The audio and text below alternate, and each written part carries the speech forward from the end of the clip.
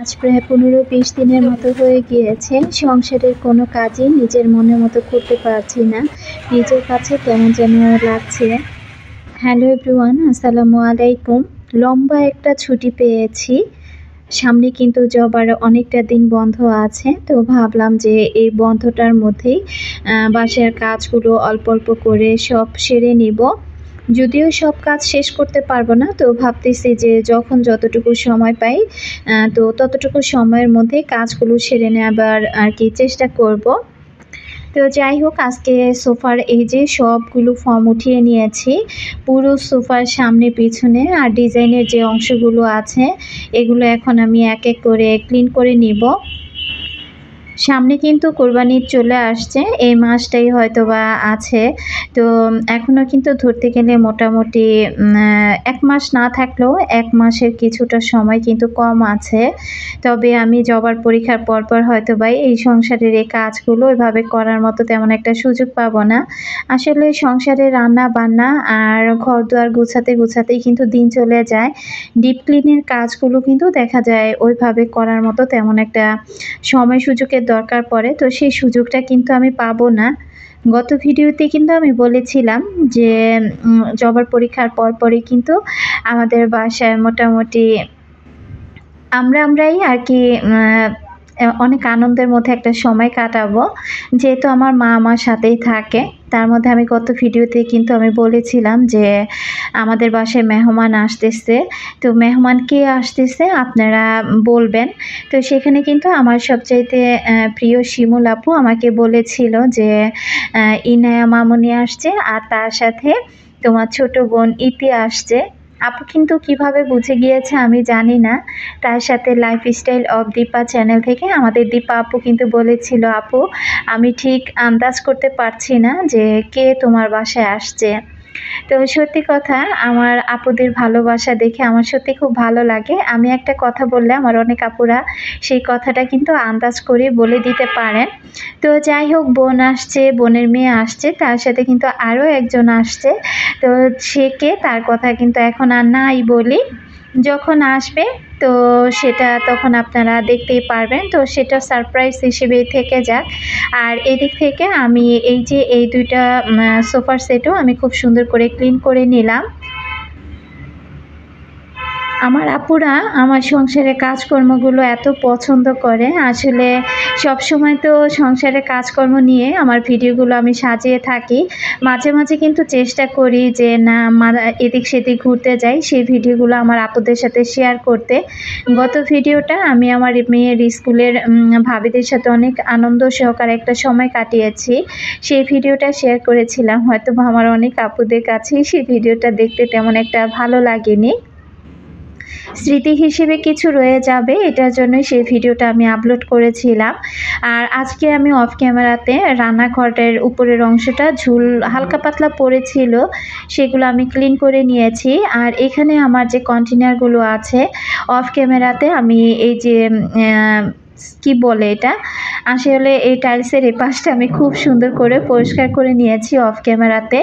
আর প্রতিটা কন্টেনার আমি উপর থেকে আরকি খুব ভালো করে সাবান দিয়ে পরিষ্কার করে তারপরে একটা শুকনা রুমাল দিয়ে মুছে আরকি রেখে দিলাম। একদম অনেক ময়লা হয়েছিল। আর আমার যে এই যে রান্নাবান্না করার পর এই যে ছোট, ছোট ম্যাটগুলো এগুলো আমি একটু গরম পানি করে তারপরে গুঁড়ো সাবান দিয়ে ভিজিয়ে দিয়েছি। আর এই যে ছোট র্যাকটা, এই র্যাকটাও দেখলাম যে না একটু ভালোই আঠা হয়েছে। তো ভাবলাম যে এটাও একটু ভিম লিকুইড দিয়ে মেজে ঘষে পরিষ্কার করে ফেলি। ভেজা কাপড় দিয়ে পরিষ্কার করলে মনে হচ্ছিল ওইভাবে পরিষ্কার হবে না। তাই এই তো আমি একটু ভিম বার সাবান দিয়ে পরিষ্কার করে নিয়েছি। বাসায় কারেন্ট নেই, তো বাসায় কারেন্ট না থাকলে কিন্তু খুব তাড়াহুড়া করি কাজগুলো করার জন্য যে কখন যেন না আবার পানিটা চলে যায়। তো যাই হোক, আমার কাজ করতে, করতে আমার সকল আপুদেরকে রিকোয়েস্ট করব, যারা ভিডিওটি ক্লিক করেছেন ভালোবেসে আমার ভিডিওর সাথে আছেন সব আপুদেরকে রিকোয়েস্ট করতেছি প্লিজ একটি লাইক দিয়ে ভিডিওটি কন্টিনিউ করবেন। আর যারা আজই আমার চ্যানেলে প্রথম ভিজিট করেছেন, যদি ভিডিওর কোথাও কোনো অংশ আপনার কাছে এতটুকু ভালো লেগে যায়, চাইলে আমার চ্যানেলটি সাবস্ক্রাইব করে আমার পাশে থেকে যেতে পারেন। তো যাই হোক, পলি ব্লগস আইডি থেকে আপু কমেন্ট করেছিল, আপু মেয়ে কোন স্কুল থেকে এক্সাম দিচ্ছে। তো আপুর কমেন্টের রিপ্লাইটা দিয়ে দিচ্ছি। আমার মেয়ে ব্যবসা পাবলিক স্কুল অ্যান্ড কলেজ থেকেই এবার এসএসসি পরীক্ষার এক্সামটা দিচ্ছে আপু। তো এদিক থেকে আমি এই যে র্যাকটা তাড়াতাড়ি করে ধুয়ে নিয়েছিলাম। আজকে কিন্তু দুপুরে বাসায় কোনো রান্না বান্না নেই। গতকালকে আমি রান্না করেছিলাম রাতের বেলাতেই, তো সেই রান্নাটাই রয়ে গিয়েছিল। তো ভাবলাম যেহেতু রান্না বান্না নেই, তো সংসারের বাড়তি কাজগুলো আমি করে ফেলি। আসলে রান্নাটা করা থাকলে না একদিকে একটু সুবিধা, সংসারের বাড়তি কাজগুলো খুব জলদি করে নেওয়া যায়। আমি অফ ক্যামেরাতে শুধু ভাতটা রান্না করে নিয়েছি। তো র্যাকটা ধুয়ে আমি একটু পানি ঝরা দিয়ে আসলাম, আর এই পাশে চলে এসেছি। এই রুমের জানালার পর্দাগুলো কিন্তু আমি খুলে ফেলেছি অফ ক্যামেরাতে। এখন পুরো জানালাটা আমি ক্লিন করে নিচ্ছি। সত্যি কথা বলতে কি, এই যে গত কয়েকটা দিন আমি জবার পরীক্ষা আর কি শুরু হয়েছে পর থেকে এই যে দৌড়াদৌড়ি করতেছি, তো সংসারের কাজগুলো কিন্তু আমি ওইভাবে মোটেও করতে পারতেছি না। আমার এত খারাপ লাগতেছিল, যেদিকে তাকাই সেদিকেই মনে হয় যে সব কিছু একেবারে নোংরা হয়ে আছে। তো ভাবলাম যে পরিষ্কার পরিচ্ছন্নের কাজগুলো আগে করি, তারপর না হয় অন্য কোনো কিছু করা যাবে। জানালাটা কিন্তু অনেক ময়লা হয়েছে। আমি প্রতিটা গ্রিল খুব ভালো করে পরিষ্কার করে এখন এই যে জানালার যে নিচের অংশটা, এটাও কিন্তু আমি রুমালটা ভালো করে ভিজিয়ে তারপরে পরিষ্কার করে নিচ্ছি। তো আমি কিন্তু জানালাটা খুব সুন্দর করে ক্লিন করা আমার হয়ে গিয়েছে।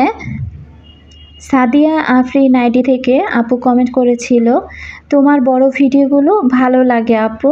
তো আপু অসংখ্য ধন্যবাদ জানাচ্ছি। আসলে বড় ভিডিও মাঝে মাঝে আসলে কি, যেহেতু লাইফস্টাইল ব্লগ, সংসারে ছোট সারাক্ষণই তো কাজ করি, সেটা ছোট কাজ হোক আর বড় কাজ হোক, তবে এই কাজগুলো করতে করতে কিন্তু মোটামুটি দিনের এবেলা ওবেলা পার আমাদের মতো গৃহিণীদের হয়েই যায়। তো মাঝে মাঝে না অনেক কাটছাট করেও না ভিডিও ছোট করতে পারি না। তো যাই হোক, আসলে আমার ভিডিওগুলো, বড় ভিডিওগুলো অনেক আপুরে কমেন্ট করেন যে দেখতে ভালো লাগে। তো আপুদেরকে অসংখ্য ধন্যবাদ জানাচ্ছি। আজকে এই রুমের বিছানা চাদরটা আমি তুলে ফেলেছি। তো এই বিছানার চাদরটা আজকে দেখা যায় ধুবো কিনা চিন্তা করতেছিলাম, যে বাসায় তো বিদ্যুৎ নাই, আবার পানিটাও চলে গিয়েছে। তো দেখা যাক, আগে চাদরটা বিছিয়ে নিই, তারপর ওইটা ধোয়া যায় কিনা পরে চিন্তা করব। আর এই পাশ থেকে আমি খুব সুন্দর করে বিছানা চাদরটা এই যে বিছিয়ে নিলাম। আসলে বাসায় বিদ্যুৎ নাই, তো না থাকার কারণে কিন্তু ওই অবস্থাতেই আমি ক্যামেরা অন করে কাজ শুরু করে দিয়েছি। যদিও ভিডিওর কোয়ালিটি হয়তো বা তেমন একটা ভালো আসেনি, তারপর আমি আমার আপুদেরকে বলবো যে যে সকল আপুরা আমাকে ভালোবাসে, তারা ভালোবাসার দিক থেকে আমার এই ভিডিওগুলো দেখে থাকবে। আচ্ছা, একজন আপুর কমেন্ট পড়ি। আরিয়ান খানসাম আইডি থেকে আপু আবার আমাকে কমেন্ট করেছিল, আপু অ্যাকোরিয়াম নিয়ে একটা প্রশ্ন করেছিলাম অ্যান্ড উত্তর দিলে না। তো আপু আমি কিন্তু উত্তরটা তার পরের দিনের ভিডিওতে আমি দিয়েছিলাম, তো আপনি মনে হয়তো সেই ভিডিওটা মিস করে গিয়েছেন। তো যদি চান সেই ভিডিওটা একটু দেখে আসতে পারেন। যেদিন কমেন্ট করেছিলেন তার পরের দিনে কিন্তু আমি সেই ভিডিওতে চেষ্টা করেছি যে উত্তরটা দিয়ে দেওয়ার জন্য। তো যাই হোক, এদিক থেকে আমার এই ম্যাটগুলো আমি ধুয়ে নিয়েছি। আসলে আজকের ওয়েদারটা একেবারে মেঘলা মেঘলা, কখন যে মেঘ চলে আসে তারই কোনো ঠিক ঠিকানা নেই, একটু ভয়ে ভয়ে ছিলাম। সীমা আক্তার আইডি থেকে আপু কমেন্ট করেছিল, আসসালামু আলাইকুম আপু, কেমন আছেন আপু? একটা কথা জিজ্ঞাসা করতে চাচ্ছি আপু, আপনার মশলা বক্সগুলো কোথা থেকে কিনেছেন প্লিজ জানাবেন। তো আমার যে মশলা বক্সগুলো, যেটা গোল, যেখানে আমি এর আগেও কিন্তু আমি এই উত্তরটা দিয়েছিলাম, যেখানে কি বলে যে আমি গরম মশলা, লং, এলাচ রাখি, সেটা কিন্তু এখন অ্যাভেলেবেল সব ধরনের দোকানে কিন্তু এই ধরনের মশলার বক্সগুলো পাওয়া যায়, যেখানে আর কি বিশেষ করে কি বলে হাঁড়ি পাতিল, তারপরে কুকারি যে দোকানগুলোর মধ্যে গেলে না এই ধরনের বক্সগুলোর কিন্তু অভাব নাই, সব রকমের বক্সগুলোই কিন্তু আপু পাওয়া যায়। তো ওটা আমি কিনেছিলাম আর কি বাইতুল মোকাররম থেকে। তো এখন তো দেখতেছি এগুলো একদম অ্যাভেলেবেল, এগুলো সব জায়গাতেই পাওয়া যায়। তো আশা করছি আপু উত্তরটা পেয়ে গিয়েছে। তাসলিমা আক্তার আইডি থেকে আপু কমেন্ট করেছিল, আপু প্রেসার কুকারের রান্না নিয়ে একটা ভিডিও দেন, কিভাবে কি করতে হয়। তো আপু এখন তো আমি আর প্রেশার কুকারে রান্না করছি না। তো দেখা যায় প্রেশার কুকার আবার যখন কোনো কিছু রান্না করব তখন আমি প্রেশার কুকার নিয়ে কথা বলব। এরপর আপু আবার কমেন্ট করেছিল, "আপু আমি প্রেগনেন্ট, কোনো কাজ করতে ইচ্ছে হয় না। যখন আপনার ভিডিও দেখি তখন কাজ করতে পারি। আমার জন্য দোয়া করবেন আপু।" তো অবশ্যই তাসলিমা আপু, আপনার জন্য মন থেকে অনেক অনেক দোয়া রইল। এই কমেন্টটা না আমি অহরহ পাই যে আমার কাজ দেখলে নাকি আমার ভালোবাসার আপুদেরও কাজ করার উৎসাহ জেগে যায়। এই কমেন্টটা আমি এ পর্যন্ত যে কতবার কতজনের কাছ থেকে পেয়েছি। সত্যি কথা বলতে আমি খুব কাজ পাগল মানুষ, তো আমি কাজ করতে খুব ভালোবাসি। রান্না করতেও কিন্তু খুব ভালোবাসি। তবে একটাই সমস্যা যে আমার বাসায় গ্যাস থাকে না বিধায় আমি মজার মজার রান্নাগুলো আমি করতেও পারি না, আমার আপুদের সাথে শেয়ারও করি না। দেখা যায় 2-3টা আইটেম রান্না করতে করতেই গ্যাস চলে যায়। বিকেলে যে নাস্তার আয়োজনগুলো করব সেখানে গ্যাসের দরকার পড়ে। আর ওই সময়টাতে কিন্তু গ্যাস থাকে না। আর গ্যাস না থাকলে কিন্তু ওইভাবে রান্নাবান্নাগুলো করতে ইচ্ছে করে না। চৈতি আপু অনেকদিন আগে আমাকে কমেন্ট করেছিল আমি যেন ওয়ার্ড্রপ আর আমার আলমারির কাপড়গুলো কিভাবে গুছিয়েছি সেটা যেন একটু দেখাই।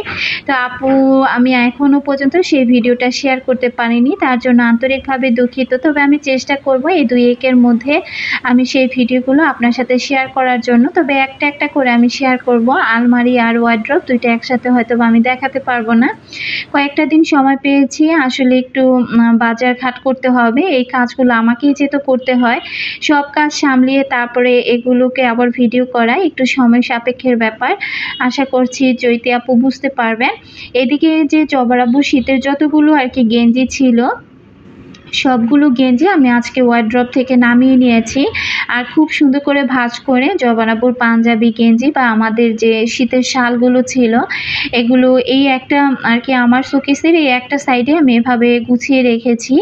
তো শীতের গেঞ্জিগুলো আমি এভাবে আর কি গুছিয়ে রাখলাম। আর অফ ক্যামেরাতে কিন্তু আমি যে রুমের পর্দা, তারপরে আমার আরেকটা র্যাক ছিল সেগুলোর আর কি অল ক্লথ এগুলো আমি সব ধুয়ে দিয়েছি।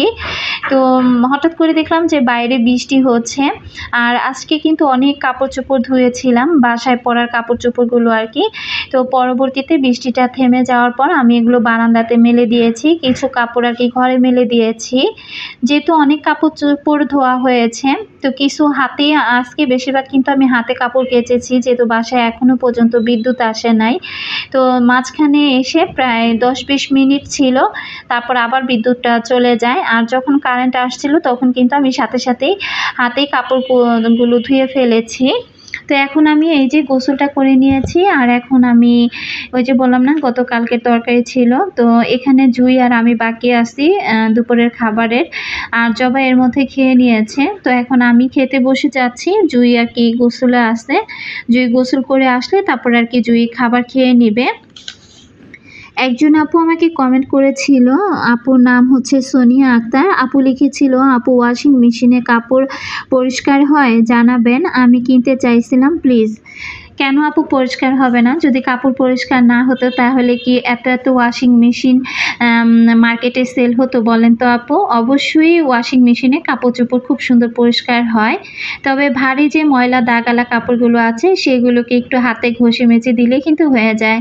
আশা করছি সোনিয়া আপুর উত্তরটা পেয়ে গিয়েছেন। আর আমি দুপুরের খাবারটা খেতে খেতে সবার কাছ থেকে বিদায় নিয়ে নিচ্ছি।